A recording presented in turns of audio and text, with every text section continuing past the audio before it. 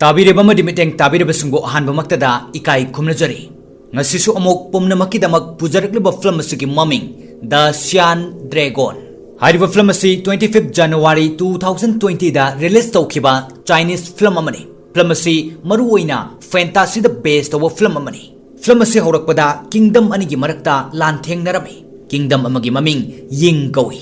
Aduga atoppa kingdom adugi mamingna Yao kawi. Ying kingdom na lan asing ngamduna malem pombada mahakna pange haina khalami. Ying kingdom masaki da khanba fataba kingdom amani. Aduga atoppa Yao kingdom di yamna faba kingdom ama oirami. Maramasina Yao kingdom na malem pombada afava sanduk na mahaiduna yamna kanna hotnarami. Yao kingdom ge general gi maming Jiangling kawi. Mahaki masada asangba dragon gi power yaurami. Maramasina mahakpu kana amatana maithiba piba ngamlamde. Asangba dragon asigi maming Cyan Dragon kawi. Cyan Dragon asi matam kayadagi Ling family ga loina duna laiminarakpani. Cyan Dragon na Ling family singbo ngak senduna leirakpani. Cyan Dragon asi Jiangling gi masada yaurami. Maramasina mahak yamna kalli.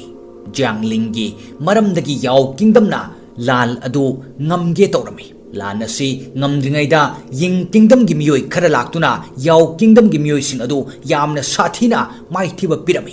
Hairiba Ying kingdom gi miyoi khara adugi masada power yaurami. Makoi sing adugi maraktagi amana lainungdagi dragon ama thogalai. Dragon aduna amukhak attack torakpada Yao kingdom gi miyoi sing pumnamak loisinki. Matawasi uraga Jiangling na masada yauba asangba dragon adugi power adu sijinnaduna Ying kingdom gi dragon adu yamna laina halami. Adubo dragon adu sikrabasu Ying kingdom gi miyoi khara adu power paibana maram oraga Yao kingdom gi miyoi sing adu leppa leitana halami. Asumna kuina funaraklaba Jiangling gi power aduna su Yao kingdom gi miyoi sing adu kanbadi ngamlamde.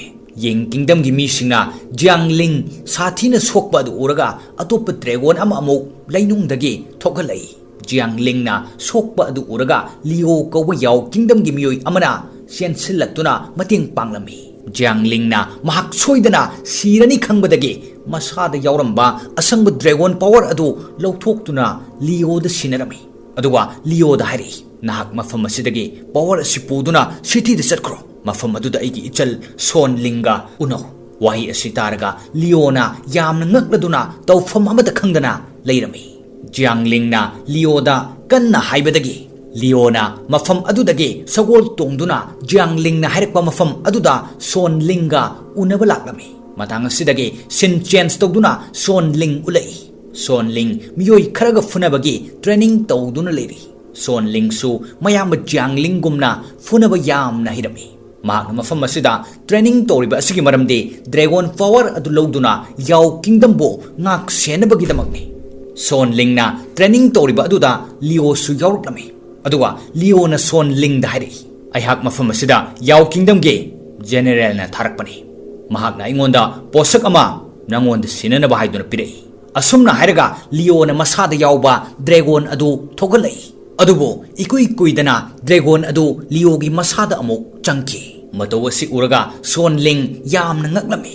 Maramde dragon adu Ling family khaktada yauduna laikibani. Adubo Leo gi masada handuna changkiba adu ubada. Leo di Ling family gi miyoisu oiramde. Son Ling na Leo bu yamna ngakna mandir amada puduna laklaga kingdom anigi thengnarakpa lal adugi matangda wari lirami. Son na Leo da hari. Ying kingdom asina matam pumnamakta malemasi makhoigi makhada thamba pami. Adubo Yao kingdom na malemasi kanba pami. Maramasina Ling gi family na Yao kingdom gi ningthau oidun lakpani. Cyan Dragon na Ling family gi misingi masada changduna mahaki power asi sijinnaduna Yao kingdom asi senaduna leirakpani. Masi khakta nate Cyan Dragon asi mathang lakpana yamba Jiangling da yaurakpani. Adubu mahakna lal adu da soktuna son tharakpadagi Cyan Dragon adu asangba dragon apikpa ama onkibani. Asumna wari asiliraba matungda Son Ling na mandir adu dagi nung ama paiduna dragon adu Leo dagi lauthoknanaba taurami. Adubo Son yamna ngaklami. Maramde dragon adu Leo gi masadagi thokninglamde.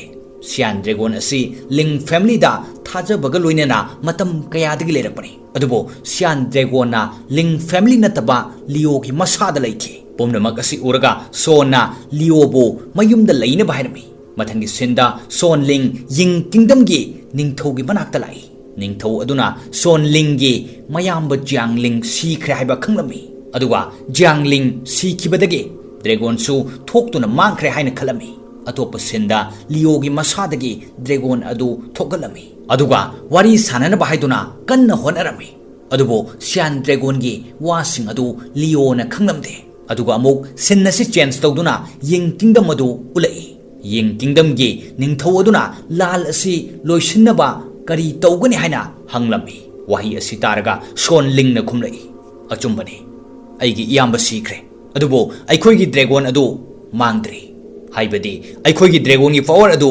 leiri Cyan Dragon na anoba misag ama khanduna yaw kingdom gi ngak senaba leiri wahi asi taraga miyam adu noknarami miyam aduna khali madudi Cyan Dragon gi power asi Ling family gi miyoi khaktana control tawba ngamgani haina miyam aduna makha amuk tarai Dragon aduna atopa misag ama khankrabadi magi power adu loisin khibada yamna lairagani maramdi Cyan Dragon gi power adu control tawba ngamdabadagi asoiba soidana yaurakani maduda aikoina Cyan Dragon gi power adu loisin khigadabani wahi adu taraga Son Ling na amuk ningthauda hari aikoi lepa leitana lal asi thengnabana hena fagani maramdi aikoi da Cyan Dragon gi power leiri wahi asi taraga ningthau aduna atopa mising adugi wa laukide makha tana lal adu taunana bhaiki Son Ling na amuk halaklaga lanmi kayaga loinana lan thengnaba chatnaba hairami Leo su punna chatnaba haibada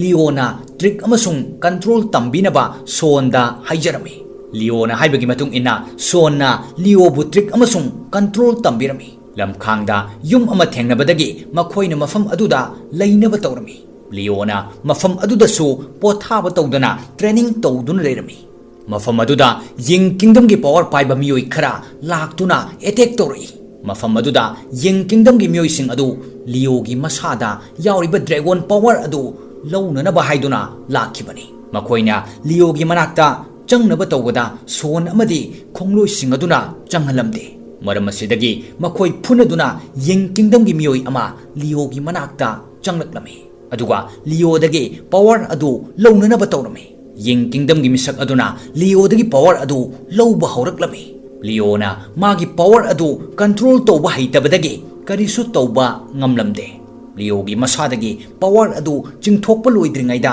khongbu amana Leo bu kanduna power adu lahonkide adubo makhoi gi khongbu sing adu pomnamak siki Leo na gyan tarakpada khongbu sing adu mabu kanbada sikhibani haiba khanglai maduda mahak yamna pakhalami aduga Leo na Sonda mafam adudagi handuna power asi kalhausi natrabadi yaw kingdom gi lal asi thengnaba ngamlaroi hain hari wahi asi taraga Sonna yamna sauna khumlai nahak adumna nasana sontha loidabani nangonda yamna sathiba power yauribani madu control to wahi gadabani nangna lal asidagi thauna hankrabaso aidi mai leiduna cheloi lan asida aikhoi gi miyoi kaya gi thawai thakrabani makhoi gi marakta aigi iyambasu yaukhribani nang amuk tayo mafam asida nangbu kanbada thawai thakraba makhoi sing asigi kari amata khandabra makhoina nangi amasung Cyan Dragon bu kannaba siba kidana thawai thakribani asumna thamoi sokna hairamnaga Son Ling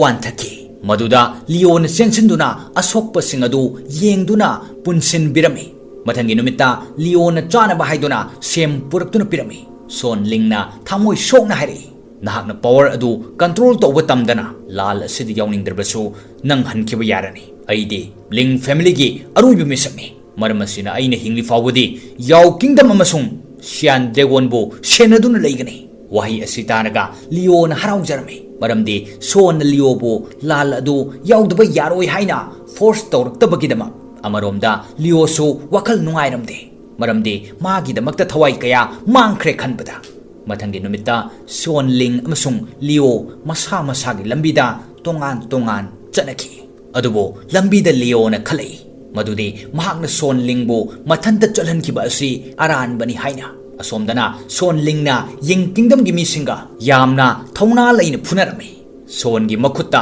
ꯁ꯭ꯌꯥꯟ ꯗ꯭ꯔꯦꯒꯣꯟꯒꯤ ꯄꯋꯥꯔꯁꯨ ꯌꯥꯎꯔꯝꯃꯤ ꯑꯁꯨꯝꯅ ꯀꯨꯏꯅ ꯐꯨꯅꯔꯕ ꯃꯇꯨꯡꯗ ꯁꯣꯟ ꯂꯤꯡꯅ ꯄꯨꯝꯅꯃꯛ ꯍꯥꯠꯂꯝꯃꯤ ꯑꯔꯣꯏꯕꯗ creature ꯑꯃꯒ ꯐꯨꯅꯔꯝꯃꯤ creature ꯑꯗꯨꯅ ꯁꯣꯟꯕꯨ ꯌꯥꯝꯅ ꯂꯥꯛꯆꯔꯝꯃꯤ ꯑꯗꯨꯒ ꯍꯥꯠꯀꯦ ꯇꯧꯔꯛꯄꯗ ꯂꯤꯑꯣ ꯌꯧꯁꯜꯂꯛꯇꯨꯅ ꯀꯜꯂꯝꯃꯤ ꯑꯗꯨꯒ ꯃꯈꯣꯏ ꯑꯅꯤꯒ ꯀ꯭ꯔꯦꯆꯔ ꯑꯗꯨꯒ ꯐꯨꯅꯔꯝꯃꯤ ꯀ꯭ꯔꯦꯆꯔ ꯑꯗꯨꯅ ꯃꯈꯣꯏ ꯑꯅꯤꯗꯒꯤ ꯍꯦꯟꯅ ꯀꯟꯕꯅ ꯌꯥꯝꯅ ꯂꯥꯛꯆꯅ ꯐꯨꯔꯝꯃꯤ ꯑꯗꯨꯒ ꯀ꯭ꯔꯦꯆꯔ ꯑꯗꯨ ꯃꯥꯡꯈꯤ ꯃꯗꯨꯗ ꯃꯈꯣꯏꯅ ꯀ꯭ꯔꯦꯆꯔ ꯑꯗꯨ ꯁꯤꯈ꯭ꯔꯦ ꯍꯥꯏꯅ ꯈꯟꯈꯤ ꯑꯗꯨꯕꯨ ꯀ꯭ꯔꯦꯆꯔ ꯑꯗꯨꯅꯗꯤ ꯇ꯭ꯔꯤꯛ ꯇꯧꯗꯨꯅ ꯁꯣꯟꯒꯤ ꯇꯨꯡꯗ ꯂꯥꯛꯇꯨꯅ ꯊꯥꯡꯅ ꯊꯤꯟꯗꯨꯅ ꯂꯤꯑꯣꯒꯤ ꯃꯤꯠꯃꯥꯡꯗ ꯍꯥꯠꯂꯤ ꯃꯗꯨ ꯎꯔꯒ ꯂꯤꯑꯣ ꯌꯥꯝꯅ ꯁꯥꯎꯅꯤꯡꯕꯒ ꯂꯣꯏꯅꯅ ꯌꯥꯝꯅꯁꯨ ꯅꯨꯡꯉꯥꯏꯔꯝꯗꯦ ꯑꯗꯨꯒ ꯑꯃꯨꯛ ꯀ꯭ꯔꯦꯆꯔ ꯑꯗꯨꯅ ꯂꯤꯑꯣꯕꯨ ꯊꯥꯡ ꯑꯗꯨꯅ ꯊꯤꯜꯂꯒ ꯊꯥꯡꯀꯠꯄꯗ ꯂꯤꯑꯣ ꯃꯊꯛꯇ ꯄꯥꯏꯈꯠꯈꯤ ꯑꯗꯨꯒ ꯊꯋꯥꯟꯃꯤꯆꯥꯛꯁꯤꯡꯅ ꯑꯆꯧꯕ ꯗ꯭ꯔꯦꯒꯣꯟ ꯑꯃꯒꯨꯝꯅ ꯉꯥꯟꯊꯣꯔꯛꯂꯝꯃꯤ ꯃꯁꯤꯅ ꯇꯥꯛꯄꯗꯤ ꯁꯤꯌꯥꯟ ꯗ꯭ꯔꯦꯒꯣꯟꯒꯤ ꯄꯋꯥꯔ ꯑꯗꯨ ꯑꯃꯨꯛ ꯍꯜꯂꯛꯇꯨꯅ ꯂꯤꯑꯣꯒꯤ ꯃꯁꯥꯗ ꯆꯪꯂꯛꯂꯦ ꯑꯋꯥꯡꯕ ꯅꯣꯡꯊꯛꯇꯒꯤ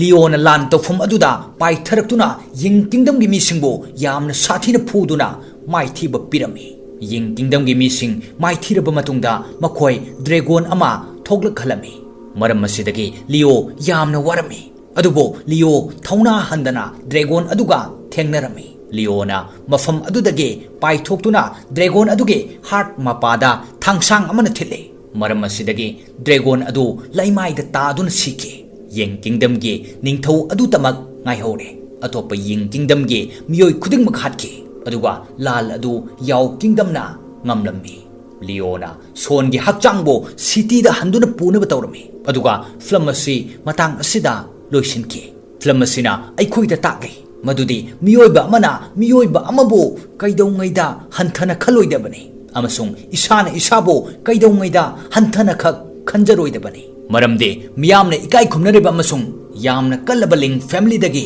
ꯗ꯭ꯔꯦꯒꯣꯟꯒꯤ ꯄꯋꯥꯔ ꯑꯗꯨ ꯃꯤꯌꯥꯝꯅ ꯀꯔꯤꯁꯨ ꯈꯟꯅꯗꯕ ꯂꯤꯑꯣꯒꯤ ꯃꯁꯥꯗ ꯆꯪꯗꯨꯅ ꯁꯥꯊꯤꯕ ꯂꯥꯜ ꯑꯗꯨ ꯉꯝꯗꯨꯅ ꯀꯤꯡꯗꯝ ꯑꯗꯨ ꯀꯟꯈꯤꯕꯅꯤ ꯃꯊꯪꯒꯤ ꯅꯨꯡꯉꯥꯏꯔꯕ ꯐꯤꯂꯝ ꯑꯃꯗ ꯃꯌꯥꯝ ꯄꯨꯟꯅ ꯑꯃꯨꯛ ꯍꯟꯅ ꯊꯦꯡꯅꯃꯤꯟꯅꯁꯤ ꯄꯨꯝꯅꯃꯛꯄꯨ ꯏꯀꯥꯏ ꯈꯨꯝꯅꯖꯔꯒ ꯉꯁꯤꯒꯤ ꯑꯣꯏꯅꯗꯤ ꯃꯇꯥꯡ ꯑꯁꯤꯗ ꯇꯦꯟꯁꯤꯟꯖꯔꯤ